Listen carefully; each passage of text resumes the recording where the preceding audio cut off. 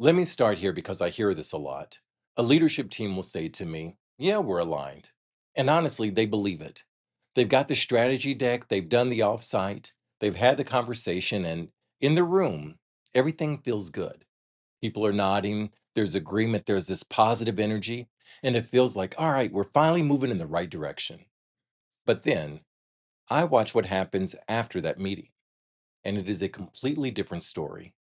Projects stall, priorities start shifting, decisions get revisited 2, 3 weeks later, and somebody says, "Wait, hold on a minute. I thought we already decided this." And that's usually the moment where you can feel it. Something's off because somewhere along the way, execution, it just slows down.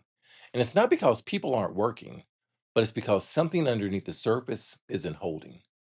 So the real question becomes, if everyone is aligned, why does it still feel so hard to move?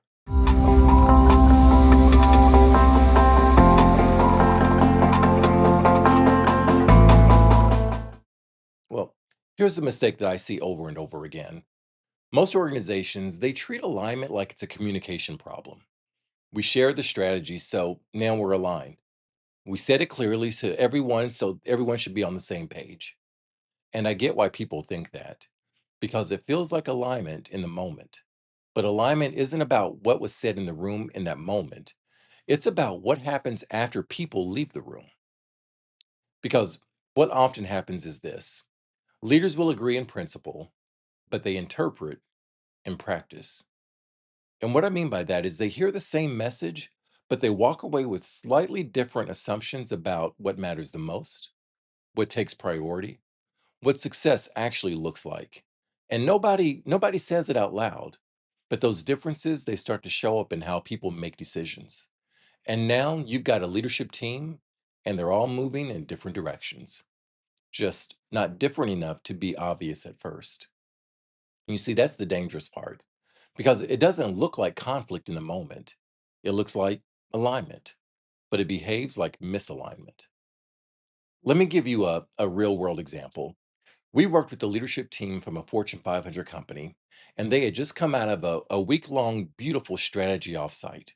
They had the slides, they had the priorities, they had the excitement. If you walked into that room on that last day, you would have said, "Wow, this team has really got it dialed in. This is it." Now, fast forward about 60, 90 days later, sales is pushing for growth at all costs. Operations is locked in on efficiency and cost reduction, and product is focused on innovation and launching new features. And if you talk to each of those leaders individually, they'll all tell you the same thing. We're executing the strategy. And again, they're not wrong, but they're solving for different wins. Sales is thinking, you know what, we need new logos. Ops is thinking we need margin. And product is thinking we need to ship. So what shows up on the ground? Deals that should close get slowed down by internal friction. Projects, they keep getting rescoped. Teams are working late, but the finish line, it just keeps moving and moving. And when I ask people in the organization what matters most right now, I get 5 different answers from 5 very smart, capable, committed leaders. Now, that's not a communication issue. That is a team alignment system issue. So let's reframe this for a second. Alignment is not, did we say the same words in the same meeting? Alignment is, do we make the same trade offs when the meeting is over? That's the difference. It shows up when things get messy, when there's a tough customer decision to be made, when there's a resource constraint, or when two important projects are competing for the same resources. That's where real alignment shows up. Because if leaders are truly aligned, they make consistent decisions even when they're not in the same room. They tell their teams the same story about what matters the most. They protect a small number of shared priorities instead of adding new ones every few weeks. And if they're not, here's what you see instead: projects, they'll start off strong and then they'll quietly fizzle. Teams will get pulled into 3 different directions by 3 different executives. Decisions that keep coming back on the agenda, just slightly renamed. So when a leader says to me, "We're aligned, it's just an execution problem," hmm, most of the time I see the opposite. You don't have an execution problem. You have an alignment problem that's wearing an execution mask. And part of why this is so tricky is that misalignment, it doesn't always announce itself as misalignment.